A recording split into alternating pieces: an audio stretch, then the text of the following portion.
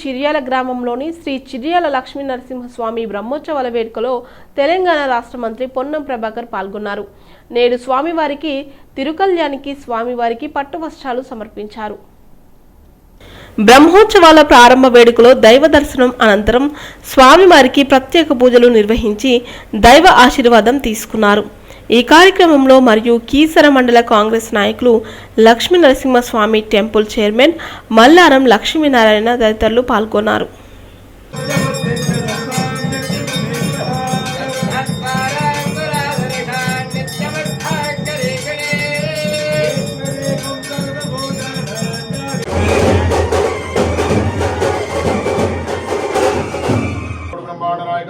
परिपालकस्य हर्षावतार स्वरूपस्य चीर्याल शांता स्वरूपस्य लक्ष्मी नारसिंहस्वामी परिपूर्ण अनुग्रह कृपा कटाक्षता वरदितं जन्मान्तरतः गोत्रोस्य कौंडिन्य गोत्रोस्य पुण्य प्रभाकर नामधेयस्य मंजुला नामधेयस्य मेडिकल नामधेयस्य కాశ్మీర్ పెహల్గామలో జరిగిన ఉగ్రదాడికి నిరసనగా మదన్నపేటలోని శ్రీ వీరాంజనేయ స్వామి దేవాలయం వద్ద బీజేపీ నేతలు, ఆలయ కమిటీ సభ్యులు, భక్తులు పాకిస్తాన్ జెండాలను కింద పారవేసి వాటిపై తొక్కుకుంటూ నిరసన వ్యక్తం చేశారు. పాకిస్తాన్ ప్రేరేపిత ఉగ్రవాదులు మూలంగానే భారత పౌరులు ప్రాణాలు కోల్పోయారని అన్నారు. పాకిస్తాన్పై ప్రతీకారం తీర్చుకునే సమయం ఆసన్నమైందని, మోదీ ప్రభుత్వం తీసుకునే నిర్ణయాలను రాజకీయాలకు అతీతంగా అందరూ మద్దతు పలకాలని తెలిపారు. కేంద్ర ప్రభుత్వం ఉగ్రవాదాన్ని తుదిమొట్టించాలని అన్నారు. భారత వైపు చూడాలంటే భయపడేలా పాకిస్తాన్పై ప్రతీకార చర్య తీసుకోవాలని కోరారు. ఈ కార్యక్రమంలో యాట ప్రమోద్ ముదిరాజ్, జనపాల మధు, మోహన కృష్ణ తదితరులు పాల్గొన్నారు.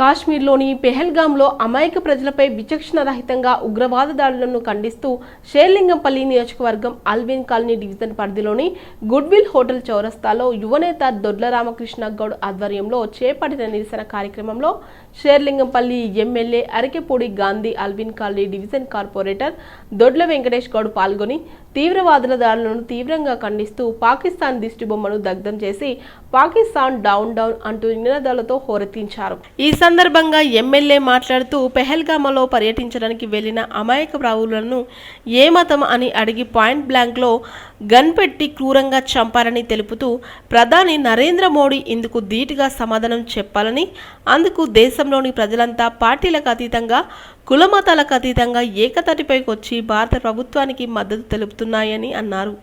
హంతకులను బహిరంగంగా ఉరివేయడమే కాకుండా లేదా పబ్లిక్గా కాల్చి చంపాలని కోరారు. ఉగ్రవాదానికి ఆజ్యం పోస్తూ భారతదేశాన్ని దొంగ దెబ్బతీస్తున్న పాకిస్తాన్కు తగిన బుద్ధి చెప్పాలని అన్నారు.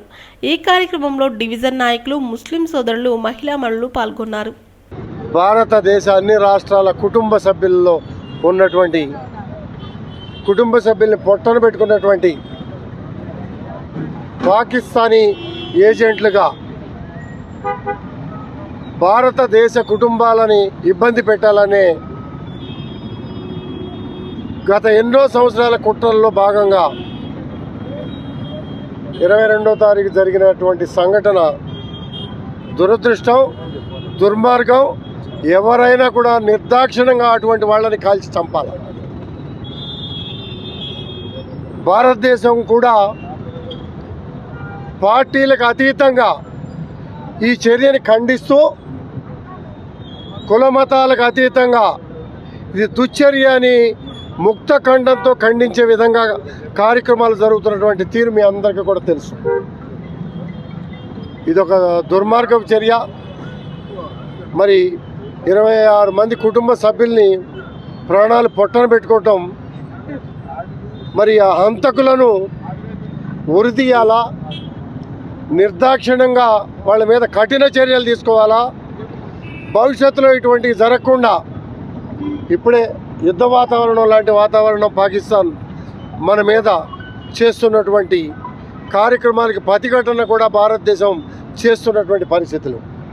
ఈ పరిస్థితులన్నింటినీ కూడా ఎదుర్కోవాలి అని అంటే మన సైనికులకు కానీ పార్టీలకు అతీతంగా మనోధైర్యాన్ని కల్పించి వాళ్ళకి ప్రోత్సాహం ఇస్తే మన దేశానికి ప్రోత్సాహం ఇచ్చిన వాళ్ళు అవుతాం.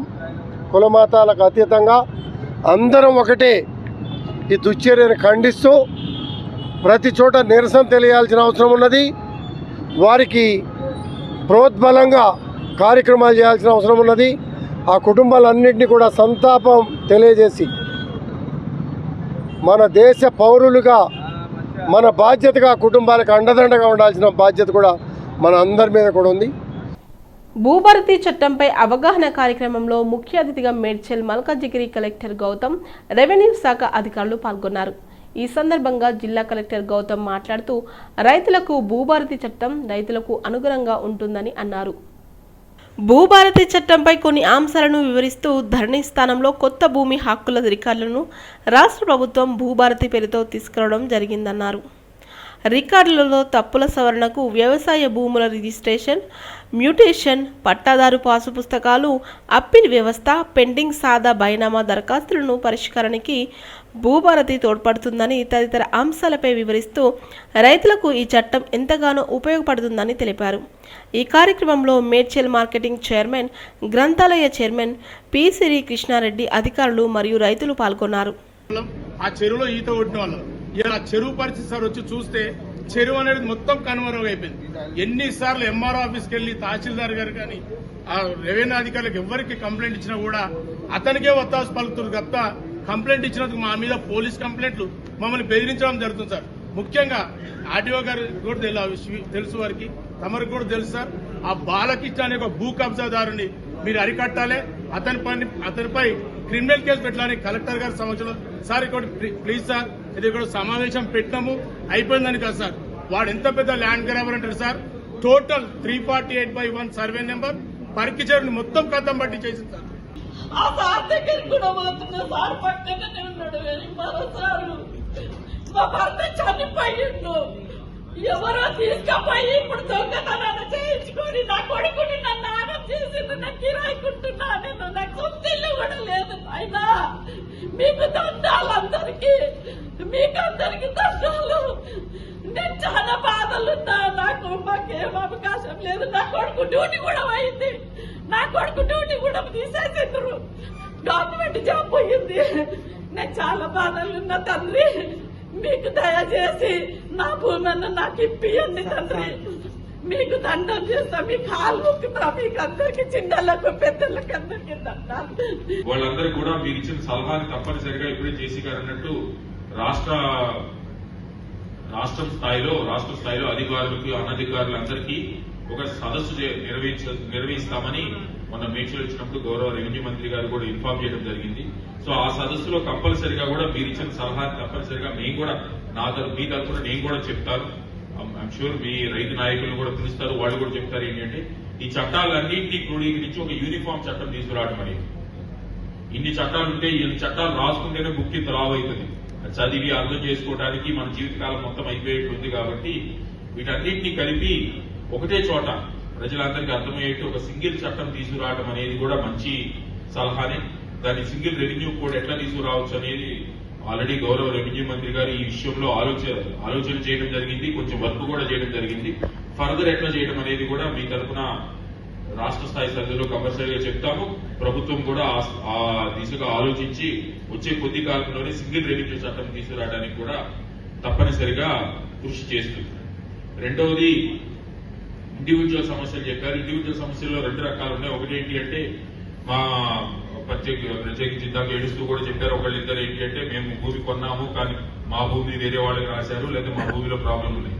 ధరణి చట్టంలో వాళ్ళు ఎవరు కూడా అప్పీల్ చేసుకోవడానికి ఏమాత్రం అవకాశం లేదు, డైరెక్ట్ పోతే సివిల్ కోర్టు పోవడం. కానీ భూభారతి చట్టంలో రూల్స్ ప్రకారము ప్రతి ఒక్క గ్రీవెన్స్ కూడా క్లియర్ గా ఆర్డీఓ స్థాయిలో అప్లికేషన్ పెట్టుకోవచ్చు. నమోదు చేయాలంటే అధికారులు కూడా దాన్ని సరైన మాకు ఇన్స్ట్రక్షన్స్ లేకుండే అధికారులకు అట్లా మిస్ అయిన పేర్లు గత నిజంగా అతనికి అసైన్మెంట్ గతంలో జరిగింది. పాత పానీలో పేర్లు ఉన్నాయి, అతనికి దున్నుకుంటున్న పొజిషన్ లో ఉన్నాడు, అతను అమ్ముకోలేదు, ఎవరికి అమ్ముకోలేదు. కానీ అలా పేర్లు లావణి భూముల పేర్లు ఎక్కేయాలంటే దానిలో మాకు అసలుబాటు లేకుండా అధికారులేదు. కానీ భూభారతి చట్టంలో అటువంటి అసలుబాటు ఇచ్చినారు. ఎందుకంటే అధికారులు మీ గ్రామానికి రెవెన్యూ సోర్సులు కండక్ట్ చేయడానికి వచ్చినప్పుడు మీ సంబంధిత కాయిదాలు, పాత కాయిదాలు అన్ని కూడా ఆ భూభారతి చట్టంలో దరఖాస్తు చేసుకున్నట్లయితే ఆ మీ గ్రామంలో ఎటువంటి మీరు మీ సేవా సెంటర్ పోవాల్సిన అవసరం లేదు. అప్పుడు మీ గ్రామానికి అధికారులు వచ్చినప్పుడు రెవెన్యూ సోర్సులు నిర్వహించినప్పుడు దరఖాస్తు ఫారం కూడా ప్రభుత్వమే ఇస్తుంది మీకు. అందులో ఆ దరఖాస్తు ఫిలప్ చేసి మా గతంలో లావణి పట్టా ఇచ్చినారు, మేము కబ్జాలో ఉన్నాము, మా పేర్లు పానీలో లేవు, ఆ సంబంధిత కాయిదాలు జత చేసి అధికారులకు ఇచ్చినట్లయితే అధికారులు ఎంక్వైరీ చేసేసి భూభారతి చట్టం ప్రకారం మీకు పేర్లు భూభారతి పోర్టల్లో నమోదు చేయడం జరుగుతుంది. అలాగే ఇంకో విషయం చెప్పారు, ఇనామ్ సర్టిఫికేట్ చెప్పారు. మాకు ఇనామ్ సర్టిఫికేట్ లేదు, ఇనామ్ సర్టిఫికేట్ ఉంది, ఏం చేయాలి? ఫైనాన్షియల్ సర్టిఫికేట్ ఏం చేయాలి? భూదాన్ ల్యాండ్స్ ఏం చేయాలి? ఏ చట్టం దానికి అలాగే ఉన్నది. ఈ భూభారతి చట్టం వచ్చినా కానీ ఇనామ్ ఏదైతే ఓఆర్సీ యాక్ట్ ఉందో 1950 యాక్ట్ ప్రకారంగా దాని చట్టం ప్రకారంగా అది పనిచేస్తుంది. టెనెన్సీ యాక్ట్ ఏ ప్రకారంగా ఉందో ఆ ప్రకారంగా పనిచేస్తుంది. షేర్లింగంపల్లి నియోజకవర్గం హైదర్ నగర్ డివిజన్ పరిధిలోని కుకట్పల్లి మెయిన్ రోడ్లో నూతనంగా ఏర్పాటు చేసిన లక్ష్మీప్రియ ప్రాడక్ట్స్ ను ఈ రోజు తెలంగాణ రాష్ట్ర ఆర్యవైశ్య కార్పొరేషన్ చైర్పర్సన్ కాల్వ సుజాత ముఖ్య అతిథిగా హాజరై స్థానిక కార్పొరేటర్ నాన్నే శ్రీనివాసరావుతో కలిసి రిబ్బన్ కట్ చేసి ప్రారంభించారు. ఈ సందర్భంగా కాల్వ సుజాత స్టోర్ యాజమాన్యానికి శుభాకాంక్షలు తెలుపుతూ, మీరు ఏర్పాటు చేసుకున్న ఈ స్టోర్ ద్వారా కస్టమర్లకు మంచి నాణ్యమైన మరియు లేటెస్ట్ ఐటమ్స్ అందిస్తూ వారి మన్ననలను పొందాలని, తద్వారా మరో 4 బ్రాంచ్లు ఏర్పాటు చేసుకోవాలని మనస్ఫూర్తిగా కోరుకుంటున్నట్టు తెలియజేశారు. ఈ ప్రారంభోత్సవంలో స్టోర్ నిర్వాహకులు, వారి కుటుంబ సభ్యులు తదితరులు పాల్గొన్నారు. హలో, నమస్కారం అండి. ఇది లక్ష్మీప్రియ ఫ్యాబ్రిక్స్ ఇక్కడ కుకట్పల్లిలో ఓపెన్ చేసాం. దీంట్లో అన్ని రకాల fancy fabrics, georgette, chiffons, crepes, Banaras fabrics, fancy fabrics for lehengas, ghagras, dupattas కోసం అన్నీ ఉంటాయి. ఇంకోటి లెనిన్ ఫ్యాబ్రిక్స్ కూడా కొత్తగా ఇంట్రడ్యూస్ చేసాం. మేము ఓన్గా డిజైన్ చేయించి పెడుతున్నాం ఇక్కడ.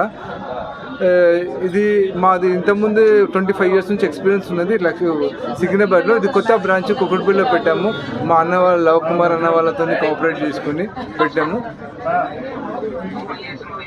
అందరికీ వచ్చినందుకు ధన్యవాదాలండి. ఇది లేటెస్ట్ డిజైన్స్, లేటెస్ట్ కుకుడుపల్లిలోనే కొత్త రేంజ్గా మేము భావించి అతి తక్కువ ధరలో మంచి డిజైన్స్ డిస్ప్లే చేస్తున్నామండి. అందరు కూడా దీన్ని యూటిలైజ్ చేసుకోవాలని మేము కోరుకుంటున్నాము. మిస్ వరల్డ్ అందాల పోటీలను రద్దు చేయాలంటూ మహిళా పలు సంఘాల ఆధ్వర్యంలో నిరసన ర్యాలీ చేపట్టారు.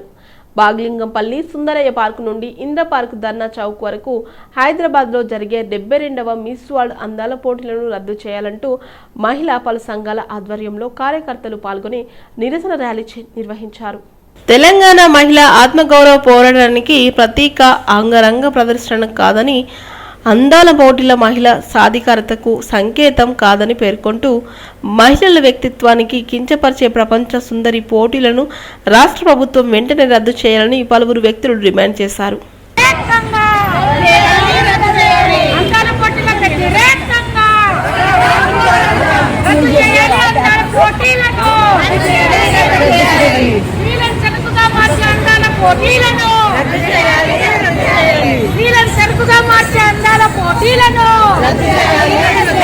అందాల పోటీలను వెంటనే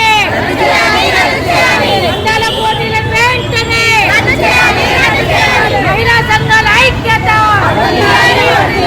మహిళా సంఘాల ఐక్యత.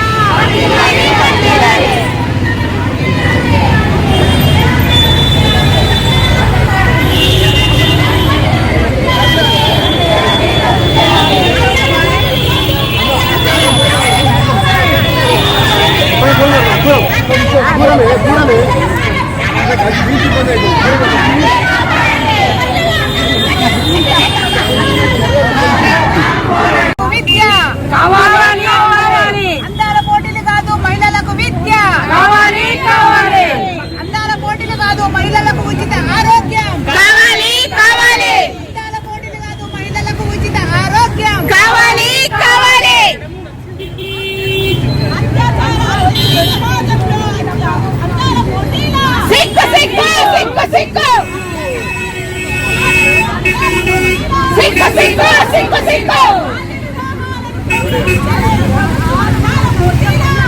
సిగ్గు సిగ్గు సిగ్గు